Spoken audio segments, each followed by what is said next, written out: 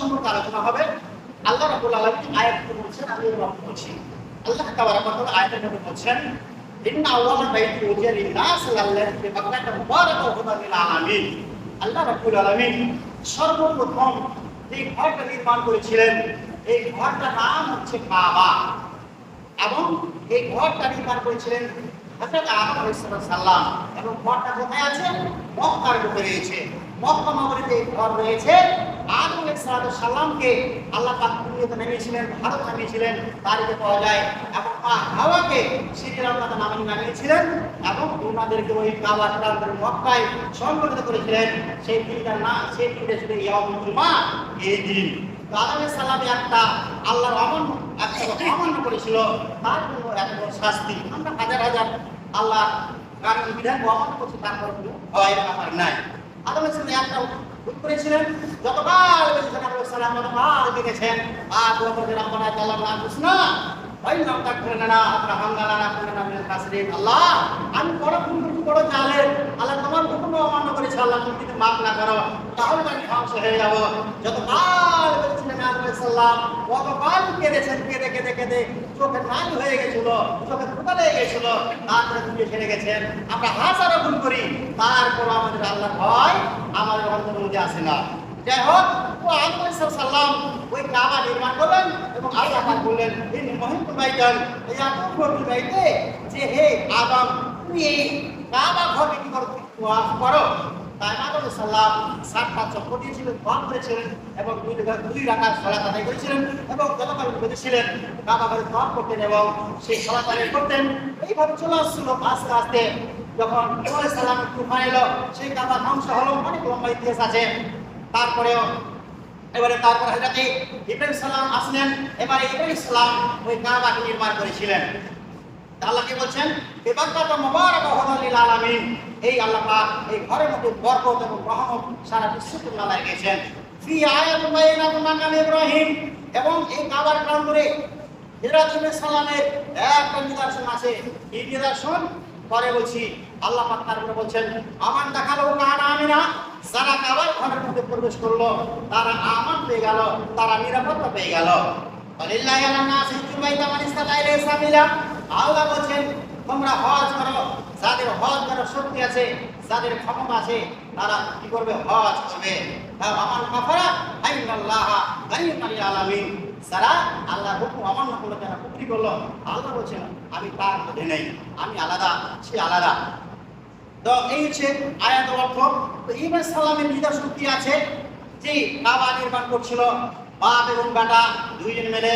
যে হযরত ইব্রাহিম সালাম হলেন মিস্ত্রি এবং ইসমাঈল সালাম হলেন মুশরিক। আর এবারে সেই পাথরের ঘর কাবাকে নির্মাণ করেছে পাথর দিয়ে। ইব্রাহিম সালাম পাথর বসিয়ে আছেন আর ইসমাঈল সালাম ধীরে ধীরে নিয়ে আসছেন। বাপ হলেন আপনার কি হলো মিস্ত্রি, আর ছেলে হলো আপনার লেবার। এইভাবে কাবা তৈরি করতে করতে যখন উপরে উঠে গেল, তখন যে একটা পাথর, যে একটা পাথর যে কাবাতে রাখা আছে, এখন হাজরে আসওয়াদ বলা হয়, এই পাথরটা হচ্ছে জান্নাত থেকে ইব্রাহিম সালাম নিয়েছিলেন এবং কাবা করে রেখেছিলেন। পাথরটা খুব সুন্দর, সাদা, ধবধবে সাদা ছিল, দুধের মতো সাদা ছিল। এই গুনাহগার আদম সন্তান চুমা খেয়ে খেয়ে পাথরটা কালো হয়ে গেছে। তো ইব্রাহিম সালাম কখন এই পাথরের উঠে গেলেন এবং আল্লাহ বললেন যে পাথর নরম হয়ে যা, এত মানে বড়া করিস না, জানি আমার ইব্রাহিম খলিল যেন কষ্ট না পায়। তাই ইব্রাহিম সালাম পাথরের উপরে ঘরে ওই মাথা যাবে, পাথরের মাথা চলে গেল, যেমন দেওয়ার উপর উঠছে সেই রকম পাথরটা উপরে উঠছে। আল্লাহর মজিজা, এবারে কাবা নির্মাণ হয়ে গেল। এটা ইব্রাহিম সালাম দোয়া করছেন, ওয়াইয়ারফা ইব্রাহিমুল কাওয়াইদ মিনাল বাইতি ওয়া ইসমাঈল রব্বানা তাকাব্বাল মিন্না ইন্নাকা আনতাস সামিউল আলিম। হযরত ইব্রাহিম সালাম দোয়া করছেন, রব্বুল আলামিন, আমি কাবা নির্মাণ করলাম, রব্বুল আলামিন তুমি এই কাবাকে কবুল করে নাও। আমি যে পরিশ্রম করলাম, আল্লাহ আমার পরিশ্রমকে কবুল করে নাও। আল্লাহ রব্বুল আলামিন ইব্রাহিম সাল্লামের দোয়াকে কবুল করে নিয়েছেন। এবং যে মাকাম ইব্রাহিম একটা জায়গা, মানে টাকা শর্ট হয়ে যাওয়ার কারণে ওই কাবার একটা জায়গা খালি আছে, সেই জায়গাটা আল্লাহ রাব্বুল আলামিন ইব্রাহিম সাল্লামের নামে লিপিবদ্ধ করে দিয়েছেন। মাকাম ইব্রাহিম, এটা হলো ইব্রাহিম সাল্লামের জায়গা। আমি 10 টাকা যদি মসজিদে দিই আর একটা জায়গায় সামনে বলি আমার লেগে রাখবো, আপনারা রাখবেন? তাই এটা কখনো হতে পারে মুফতি সাহেব। কিন্তু আল্লাহ পাক ইব্রাহিমকে কত ভালোবেসেছেন যে কাবার একটা সাইড, একটা কিনারা আল্লাহ পাক ইব্রাহিম সালামের মানে জন্য উল্লেখ করে দিয়েছেন। মাকামে ওয়াইয়ানাতি মাকাম ইব্রাহিম, ইব্রাহিম সালামের জন্য কি করেছেন সেটাকে উল্লেখ করে দিয়েছেন। এবং আল্লাহ রাব্বুল আলামিন বলেন আত্তাখিযু মিন মাকাম ইব্রাহিম মুসাল্লা, এই ইব্রাহিম সাল্লামের যে মুসাল্লা আছে, ইব্রাহিম সাল্লাম যে জায়গায় দাঁড়িয়ে দাঁড়িয়ে নামাজ পড়তেন, আল্লাহ রাব্বুল আলামিন স্বয়ং বলছেন তোমরা ওই জায়গায় তোমরা সালাত আদায় করো, নামাজ পড়ো, ওই জায়গায় সালাত আদায় করো, নামাজ পড়ো। তাহলে ইব্রাহিম সাল্লামের কত মূল্য, কত দাম, তো খলিল বলেছে আল্লাহ পাক, ইব্রাহিম সাল্লামকে দোস্ত বলেছেন, আল্লাহর দোস্ত, এটা ইব্রাহিম সাল্লাম। এবারে কাবা নির্মাণ হয়ে গেল। আল্লাহ রাব্বুল আলামিন বলেন ওয়াজ্জিন ফিন নাস বিল হজ্জ ইয়াতুকা রিজালাউ আলা কুল্লি জামিয়াতিন মিন কুল্লি মাসজিদিন আমিন।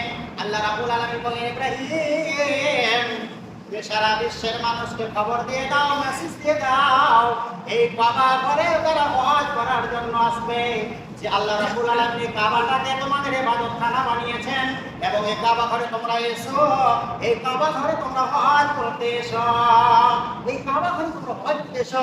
ইব্রাহিম এলান করে দাও, তুমি খবর দিয়ে দাও, মানুষের কানে মেসেজ দিয়ে দাও।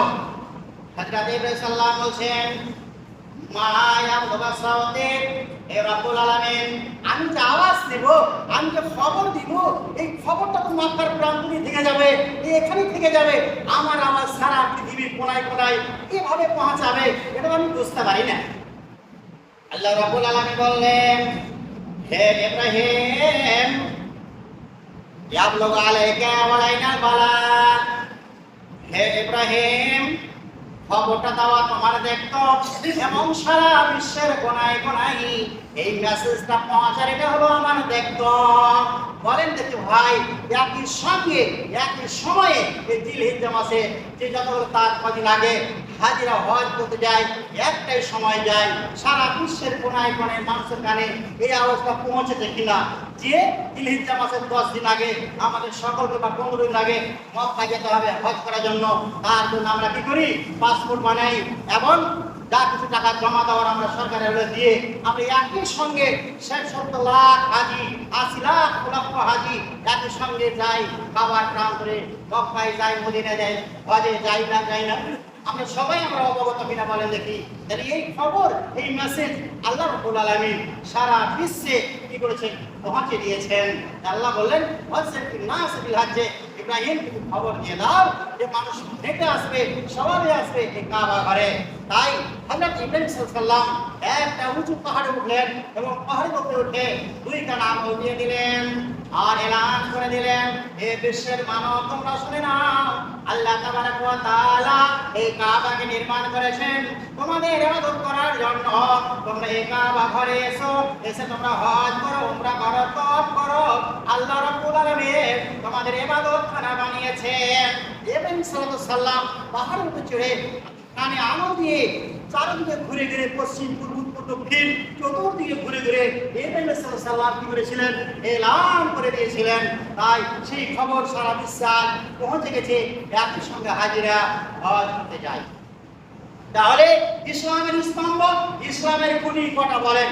5টা। যারা পয়সাওয়ালা তাদের জন্য 2টা বেশি আছে, যারা গরিব শ্রেণীর মানুষ যারা খেটে খায় তাদের জন্য 3টা ফরজ। কি? কালেমা, কালেমা, আর একটা হচ্ছে সালাত, আর 3 নম্বর হচ্ছে রোজা।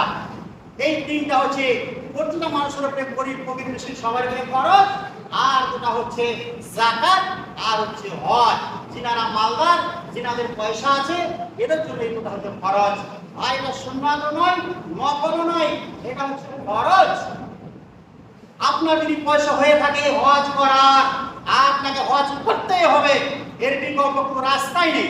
আপনি বলেন 5 টাকা দিন মসজিদে দিয়ে দিলাম আমারও হজ হয়ে যাবে, না, আপনার হজ হবে না, আপনাকে হজ করতেই হবে, এর বিকল্প কোনো রাস্তা নাই। বলে কেন? এটা হচ্ছে হজটা ফরজ।